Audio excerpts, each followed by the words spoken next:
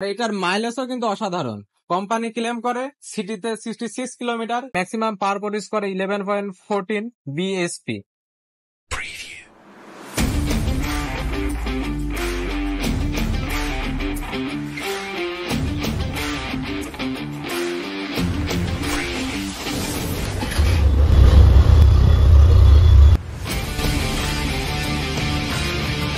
আসসালামু আলাইকুম, আমরা এখন আছি ঝিনাইদহের একমাত্র হিরো শোরুমে, জননী অটোসে।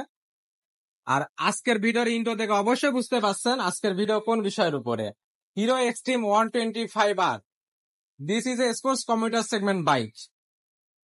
বর্তমানে বাংলাদেশে হাইপে থাকা সবচেয়ে জনপ্রিয় একটি বাইক।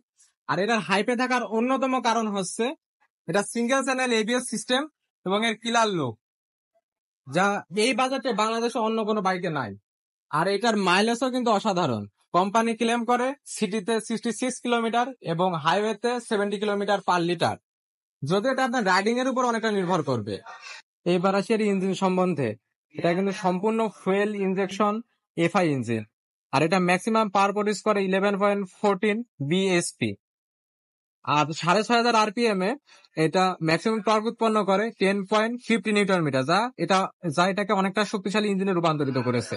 তারপর যদি এর ফিচার সম্পর্কে বলতে হয় তাহলে প্রথমে আসি এর মিটার নিয়ে। মিটারটা কিন্তু সম্পূর্ণ ডিজিটাল মিটার, যা অনেকটা হিরো থ্রিলার 160R এর মতো দেখতে। এবং এর হেডলাইটটা কিন্তু প্রজেকশন হেডলাইট, এবং এর সাথে ব্লুটুথ কানেক্টিভিটি আছে এবং ইউএসবি চার্জিং পোর্ট। আর এর ব্রেকিং নিয়ে কিন্তু আমি প্রথমে বলছি এটা এবিএস ব্রেকিং সিস্টেম। তবে এখানে একটা বেশি একটা জিনিস সেটা দেখা যাচ্ছে, সেটা হচ্ছে অন্যান্য 125 সিসি বাইকের যে ডিস্ক সাইজ, সে সাইজের থেকে কিন্তু এটা ডিস্কের সাইজটা বড়।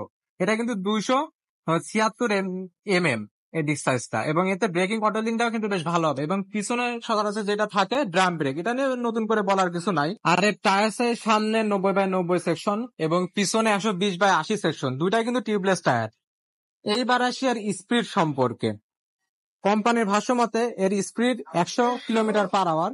তবে আমি কিছু ইন্ডিয়ান রিভিউ দেখছি যে এখানে টপ স্পিড উঠছে 116 kilometre per hour. So 125 CC বাইকে এটা যথেষ্ট একটা স্পিড।